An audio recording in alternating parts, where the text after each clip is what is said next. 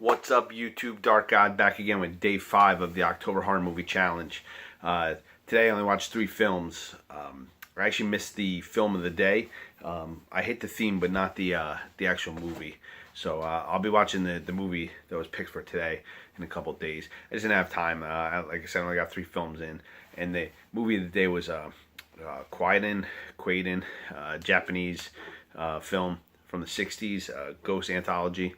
Runs about 3 hours, so I just really didn't have time to watch it, but I'll get it in anyway. So anyway, the 3 films I did watch. First film was a Giallo classic. What is it? Your Room is a Locked Vice. I'm sorry, Your Vice is a Locked Room and Only I Have the Key. First time ever seeing this, and it's your typical Giallo, black gloves, a lot of slicing and dicing, a lot of blood, a lot of nudity, just everything you would expect from like a late 60s, early 70s Giallo film. And it's very well done. It's always considered like one of the better ones. It's very popular, and it's really a good film. Like, it just has everything that you would expect in one of these types of films, and it hits it on like every level. Like, just everything about it is really good. It's very well acted. Gore is phenomenal for the time period.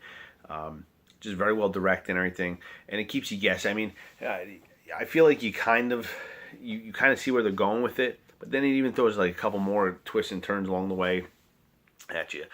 Very well done film.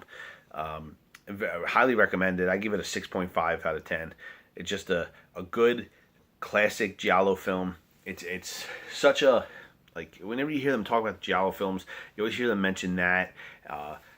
What is it? The Woman with the Lizard Skin. What is it? Four Flies in Grey Velvet. I'm like losing my mind with all these films here, but it's just such a high level film for its time frame, and it just, so much of it is derivative of later films, like just everything. I mean, I know the Black Gloves isn't from that, but it does it so good. Anyway, second film I watched was the film that I used to check off the theme for the day, which the theme was anthologies, and that's Willies. And I remember renting this back in the day. I remember because it was Donkey Lips from Salute Your Shorts was in it. But it's not a bad film, early 90s film. Sean Astin's in it. Post-Goonies, pre-Rudy, pre-Stranger Things, obviously. He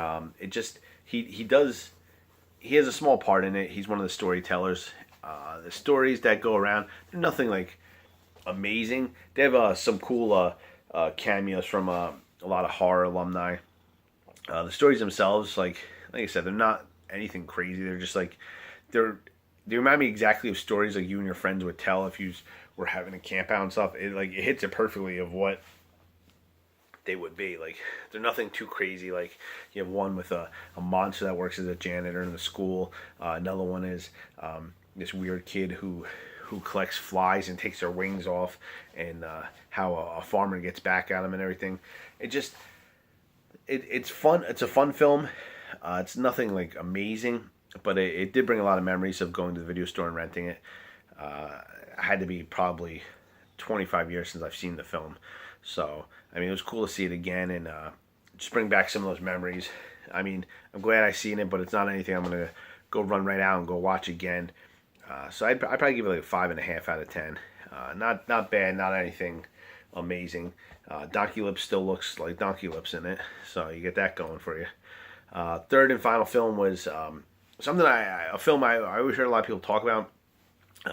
90s slasher, but it's not your typical slasher because instead of like a masked maniac or some big time serial killer, you have a little kid, and the film is Mikey, and it's a cool film. Like, I really dug it. Like, it just you can watch on YouTube. Like, I seen it a full video on YouTube.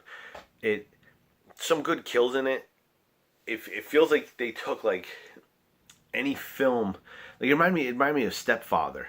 And I see one of the comments where it says like 20 years after Mikey, 20 years after the film of Mikey, the kid becomes a stepfather, because it seems like that same type of film. Whereas in The Stepfather, he goes and he forms these new families, and then when they wear out their welcome, he kills them off.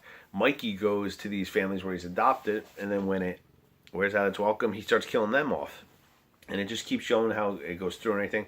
The one thing about this film is that it's like the people you always see these people in these movies, and you think that they have plot armor, that they're not going to die. In Mikey, like they kill anybody.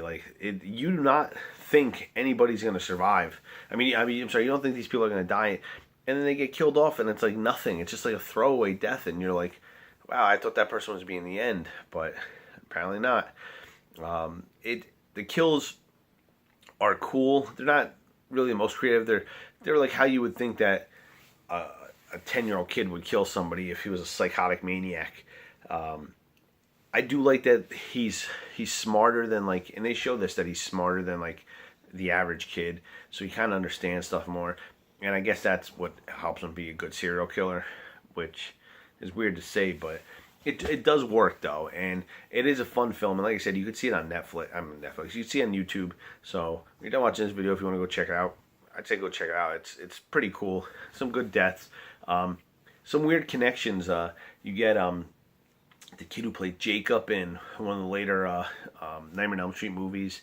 Then there's another actress who plays like a nurse in one of the Nightmare movies, and then the mother, or the second adopted mother, is actually Wes Craven's wife. So you get a lot of connections to the Nightmare on Elm Street series.